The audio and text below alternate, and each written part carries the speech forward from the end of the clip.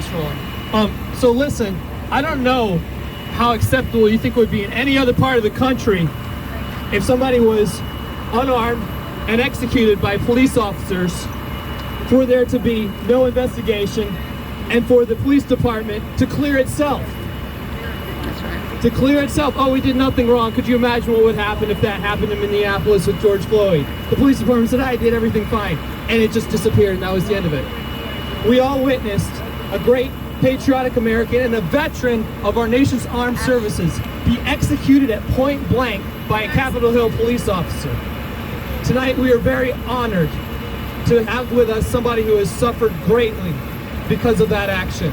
And honestly, I cannot imagine what it must be like to have to experience what she has. I give you Ashli Babbitt's mother. Thank you.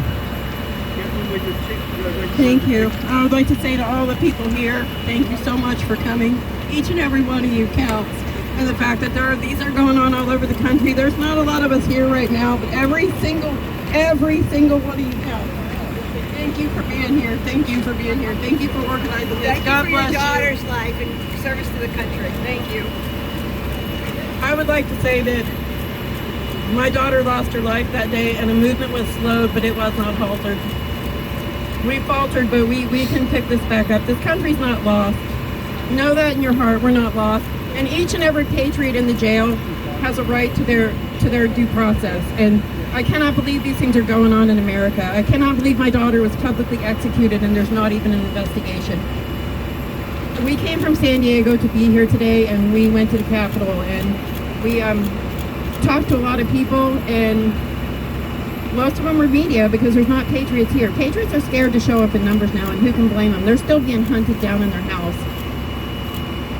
I would like to say that everybody in there matters, and they showed up for us on January 6th, and I appreciate every one of you showing up for them. But I would also like to ask, where are our leaders?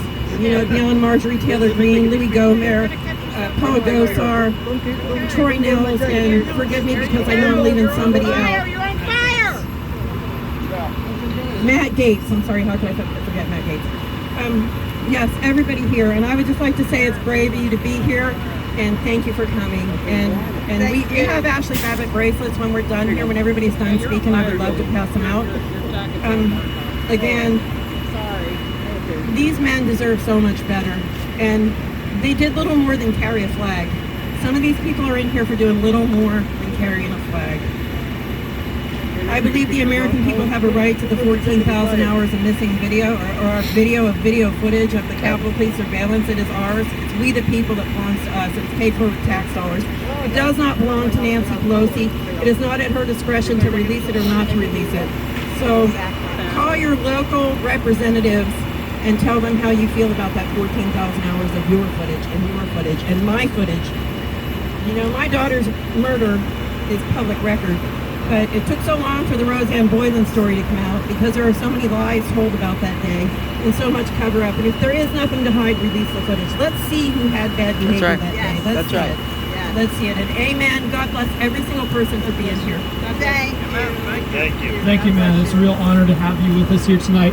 And I know that the media on here, when they show video of her talking and us talking, they're going to roll B-roll right next to it of the most violent couple of seconds of what happened on that day. That's right next to my face right now. They're going to be showing video of police officers fighting with people. What they're not going to show you is a peaceful crowd gathered around the Capitol building, not breaching the building, but at the perimeter, being hit with smoke grenades, flashbang grenades thrown by Capitol and DC police.